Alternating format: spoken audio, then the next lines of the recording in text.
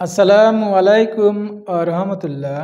সাথে আছি আমি সুমন, সহকারী শিক্ষক গণিত। আজ তোমাদের জন্য এনেছি অনুশীলনী 17 এর উদাহরণ 7 নম্বর প্রশ্নের মধ্যক নির্ণয়। এই মধ্যক নির্ণয় আমরা 2 মিনিটে শিখব। চলো শুরু করি। এই মধ্যক নির্ণয়ের জন্য আমাদের প্রথমে কাজ করতে হবে, ক্রমজিত গণসংখ্যা বের করতে হবে। মাই ডিয়ার স্টুডেন্ট, আমরা ক্রমজিত গণসংখ্যা আগে বের করে নিব। আমাদের প্রথম ঘরে গণসংখ্যা আমাদের কত দেওয়া আছে? প্রথম ঘরে গণসংখ্যা দেওয়া আছে 5। তাহলে আমরা ক্রমজিত গণসংখ্যার ঘরে আমরা প্রথমে কত লিখব? 5 লিখব। এবার দ্বিতীয় ঘরের আমরা ক্রমজিত গণসংখ্যা বের করব। দ্বিতীয় ঘরে বের করার জন্য আমরা কি করব? এই প্রথম ঘরের ক্রমজিত গণসংখ্যা যা পেয়েছি তার সাথে আমাদের দ্বিতীয় ঘরের গণসংখ্যা যোগ করব। তাহলে কি হবে মাই ডিয়ার স্টুডেন্ট? এই 5-এর সাথে 10 যোগ করব, করলে কত পাবো আমরা? 15 পাবো।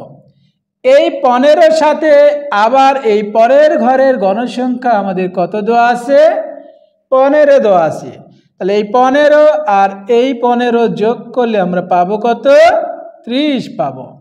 এই 15 আর এই 15 যোগ করলে আমরা কত পাবো? 30 পাবো। এই 30-এর সাথে আবার আমরা এই পরের ঘরের গণসংখ্যা আমাদের কত দেওয়া আছে? এই পরের ঘরে আমাদের গণসংখ্যা দেওয়া আছে 20।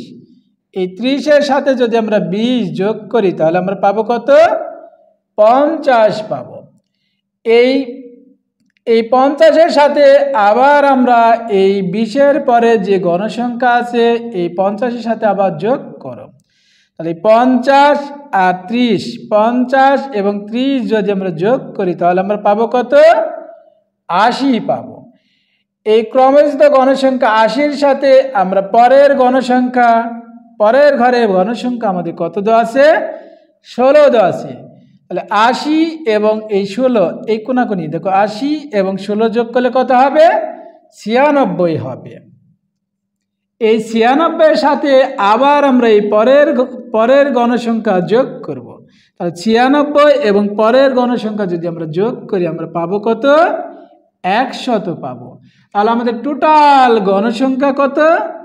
100। মাই ডিয়ার স্টুডেন্ট, আমরা এখানে আমি নতুন ঘর তৈরি করেছি। ঘরটার নাম কি? ক্রমযোজিত গণসংখ্যার সীমা বা লিমিট। এই ঘরটা তোমরা পরীক্ষার খাতায় লিখবে না, জাস্ট এটা বোঝার জন্য। এখন আমরা কি করব মাই ডিয়ার স্টুডেন্ট? আমাদের টোটাল গণসংখ্যা আমরা কত পেয়েছি? টোটাল গণসংখ্যা পেয়েছি আমরা 100। আমাদের এখানে n এর মান আমরা তাহলে কত পেয়েছি? n এর মান আমরা পেয়েছি 100। এই n কে আমরা 2 দিয়ে ভাগ করব। তাহলে 100-কে আমরা যদি 2 দিয়ে ভাগ করি তাহলে আমরা কত পাবো? 50 পাবো। মধ্যক হবে আমাদের কততম পদ? 50তম পদ। এই 50তম পদ আমাদের কোন ঘরে আছে আমাদের খুঁজে বের করতে হবে। এই খুঁজে বের করার জন্য আমরা কি করব? আমরা এই ঘরটা অ্যাপ্লাই করব। বুঝেছো মাই ডিয়ার স্টুডেন্ট? তাহলে ক্রমযোজিত গণসংখ্যার প্রথম ঘরের লিমিট হবে, এই ঘরের সীমা বা লিমিট হবে কত? 0 থেকে 5 পর্যন্ত। তাহলে আমরা লিখতে পারি কত? 0 থেকে 5 পর্যন্ত এই ঘরের লিমিট। তাহলে আমরা এখানে কি কি সংখ্যা পেতে পারি? 1, 2, 3, 4, 5। তাহলে এই ক্রমযোজিত গণসংখ্যার ঘরে আমাদের 5টি সংখ্যা আছে। সংখ্যাগুলো কি কি? 1, 2, 3, 4, 5। আমাদের এই দ্বিতীয় ঘরের লিমিট কত? দ্বিতীয় ঘরে 5-এর পরে সংখ্যা কত? 6। 6 থেকে এই ঘরের লিমিট হবে কত? 6 থেকে 15।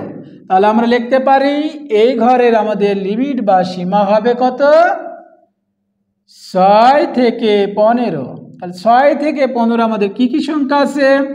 6, 7, 8, 9, 10, 11, 12, 13, 14, 15। আমাদের তার পরের ঘরের লিমিট কত হবে? এই 15 পর কততম সংখ্যা আছে আমাদের? 15 পর 16। 16 থেকে 30 পর্যন্ত হবে এই ঘরের লিমিট বা সীমা। তাহলে আমরা লিখতে পারি কত মাই ডিয়ার স্টুডেন্ট? এই ঘরের লিমিট বা সীমা হবে 16 থেকে 30 পর্যন্ত। আমাদের তারপরের ঘরে লিমিট কত হবে? এই 30-এর পরে কত সংখ্যা? 31। 31 থেকে 50 পর্যন্ত আমাদের এই ঘরের লিমিট। এই ঘরের লিমিট কত হবে? 31 থেকে 50। তাহলে আমরা লিখতে পারি 31, 32, 33, এভাবে আমাদের এখানে 50 পর্যন্ত সংখ্যা আছে। এরপরের ঘরে লিমিট কত হবে? 51 থেকে 80 পর্যন্ত। মানে এই ঘরের লিমিট আছে আমাদের বা সীমা আছে কত? 51 থেকে 80তম পর্যন্ত সংখ্যা আছে। 51 থেকে 80 পর্যন্ত আমাদের এই ঘরে সংখ্যা হবে। এরপরে আমাদের লিমিট কত হবে? 81 থেকে 96। এই ঘরের লিমিট কত হবে? 81 থেকে 96। তাহলে এই ঘরে আমাদের সংখ্যা আছে কত? 81 থেকে 96 পর্যন্ত। এরপরের ঘরে আমাদের লিমিট কত আছে? 97 থেকে 100 পর্যন্ত। তাহলে আমাদের এখানে কয়টি সংখ্যা আছে? 97, 98, 99, 100। এখন আমরা দেখব মাই ডিয়ার স্টুডেন্ট, আমাদের n/2 আমরা কত পেয়েছি? n/2 আমরা পেয়েছি 50। এই 50 আমাদের কোন ঘরে আছে? দেখো এই ঘরের মধ্যে কি 50 সংখ্যা আছে? এই ঘরে 50 সংখ্যাটি নাই। এই ঘরের মধ্যে কি 50 সংখ্যা আছে? এই ঘরেও নেই। এই ঘরে কি 50 সংখ্যা আছে? এর মধ্যে দেখো তো এখানে আছে কত? 16 থেকে 30 পর্যন্ত সংখ্যা। এই ঘরেও 50 সংখ্যাটি নেই। এরপরে ঘরে দেখো এখানে কত আছে? 31 থেকে 50। তাহলে আমরা এখানে খুঁজে দেখবো, দেখো তো 50 সংখ্যাটি এর মধ্যে আছে? আছে। তাহলে আমরা বলতে পারি আমাদের মধ্যক আছে, মধ্যক শ্রেণী হবে 55 থেকে 64।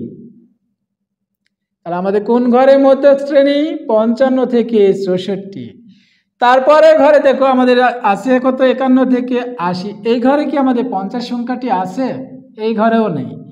এই ঘরে আমাদের 50 সংখ্যাটি আছে? দেখো তার মধ্যে কোনো 50 সংখ্যা আছে? নেই। এই ঘরে কি আমাদের 50 সংখ্যাটি আছে? নেই। আমাদের 50 সংখ্যাটি আছে কোন ঘরে? এই যে 31 থেকে 50, এই ঘরের মধ্যে আমাদের মধ্যক লুকিয়ে আছে। তাহলে 50 আছে আমাদের কোন ঘরে? এই ক্রমজিত গণসংখ্যার এই ঘরে আছে আমাদের 50। আর এই ঘরের শ্রেণীতে আছে আমাদের মধ্যক শ্রেণী। আমাদের মধ্যক শ্রেণী কত হবে? 55 থেকে 64। বুঝেছো মাই ডিয়ার স্টুডেন্ট? তাহলে আমরা লিখতে পারি মধ্যক হলো 50তম পদ, যার অবস্থান 55 থেকে 64। এবার আমরা এল বের করব কিভাবে মাই ডিয়ার স্টুডেন্ট? এল বের করব, এই যে আমরা মধ্যক শ্রেণী যে পেয়েছি, এই মধ্যক শ্রেণীর নিম্ন সীমা হবে এল। তাহলে মধ্যক শ্রেণীর নিম্ন সীমা আমাদের কত আছে? 55। উচ্চ সীমা কত? 64। তাহলে আমাদের নিম্ন সীমাটা হবে আমাদের এল এর মান। তাহলে আমরা লিখতে পারি কত? এল সমান 55। এবার আমাদের এফসি বের করব। এখানে অনেক ছাত্রছাত্রী আছে এফসি এবং এফএম এই দুইটি সংখ্যা উল্টাপাল্টা লিখে। এই ঘরে এফএম হবে না এই ঘরে এফসি হবে, না এই ঘরে এফসি হবে, এখানেই ভুল করে অনেকে। এফসি মানে হলো ক্রমজিত গণসংখ্যা, যার ইংলিশ হবে কি? কমুলেটিভ ফ্রিকোয়েন্সি। আর বাংলা অর্থ আমরা বলতে পারি ধাপে ধাপে যোগ করা, বা বাংলা আরেকভাবে বলতে পারি কি? ক্রমজিত গণসংখ্যা। তাহলে এই ঘরে আমাদের আছে এফসি এবং এই ঘরে আছে আমাদের এফএম। তাহলে আমাদের এফসি আমরা বলতে পারি মধ্যক শ্রেণী যে ঘরে পেয়েছি তার ওপরের ঘর বা তার আগের ঘর হবে এফসি। তাহলে আমাদের মধ্যক শ্রেণী কত পেয়েছি? 50। তার আগের বা পূর্বের ঘর কত আছে আমাদের? 30 আছে। তাহলে আমাদের এফসি কত হবে? এফসি সমান 30। আর এফএম হবে আমাদের কত? মধ্যক শ্রেণীর গণসংখ্যা হবে এফএম। তাহলে আমরা কি লিখতে পারি? মধ্যক শ্রেণী কত? 55 থেকে 64। এই ঘরের গণসংখ্যা হবে আমাদের এফএম। তাহলে আমরা লিখতে পারি কি? এফএম সমান 20। আমাদের এখানে শ্রেণী ব্যাপ্তি কত আছে? এই 25 থেকে 34 পর্যন্ত আমাদের সংখ্যা আছে 10টি। তাহলে আমাদের এখানে শ্রেণী ব্যাপ্তি হবে এইচ এর মান হবে 10। মিডিয়ান, এই মিডিয়ান থেকে আমরা এমই লিখেছি। মিডিয়ানের সংক্ষিপ্ত রূপ কি? এমই। তাহলে আমরা লিখতে পারি মধ্যক comma ME equal to L plus N by two minus FC by F M গুণ এইচ। মাই ডিয়ার স্টুডেন্ট, এবার আমরা মানগুলো বসিয়ে দেব। আমাদের এল এর মান আমরা কত পেয়েছি?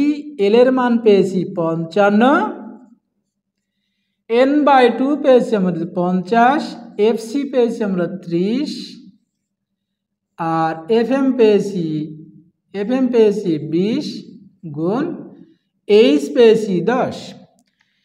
এবার আমরা এই 50 থেকে 30 বিয়োগ করব। 50 থেকে যদি আমরা 30 বিয়োগ করি কত পাবো মাই ডিয়ার স্টুডেন্ট?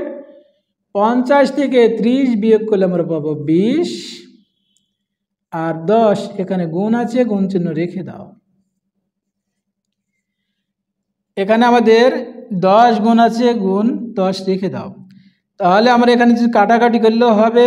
আমরা আরেকভাবে করতে পারি কি, 55 যোগ এখানে 10 এবং 20 গুণ করলে পাবো 200, 10 এবং 20 গুণ করলে পাবো 200। 200কে যদি আমরা 20 দিয়ে ভাগ করি তাহলে আমরা কত পাবো মাই ডিয়ার স্টুডেন্ট? এই 10 এবং 20 গুণ করলে হবে 200, 200কে আমরা 20 দিয়ে ভাগ করলে আমরা পাবো 10। তাহলে আমরা এখানে লিখতে পারি পরের লাইনে 10। এই 55 এবং 10 যদি আমরা যোগ করি তাহলে আমরা পাবো কত? 65। তাহলে আমাদের এই অঙ্কের মধ্যক হবে 65। ডিয়ার স্টুডেন্ট, আমরা আরেকবার দেখব। আমাদের এল এর মান 55, তারপরে যোগ চিহ্ন দিয়ে দাও। এন বাই টু এর মান আমরা পেয়েছি 50 লিখো, তারপর বিয়োগ চিহ্ন দিয়ে দাও। এফসি এর মান আমরা কত পেয়েছি? এফসির মান পেয়েছি আমরা 30 বসে দেব। এফ এম এর মান আমরা 20 পেয়েছি, 20 বসাবো, তারপর গুণ চিহ্ন। এইচ এর মান আমরা কত পেয়েছি? 10। তাহলে 50 থেকে 20 বিয়োগ করলে আমরা পাবো 20, এই 20 আর 10 গুণ করলে পাবো 200, 200কে 20 দিয়ে ভাগ করলে আমরা পাবো 10, 10 আর 55 যোগ করলে আমরা পাবো 65। তোমরা যদি বুঝে থাকো তাহলে কমেন্টে লেখো বুঝেছি। আর পরবর্তী ক্লাসের জন্য আমার চ্যানেলটিকে সাবস্ক্রাইব করো। সবাই ভালো থেকো। আল্লাহ হাফেজ।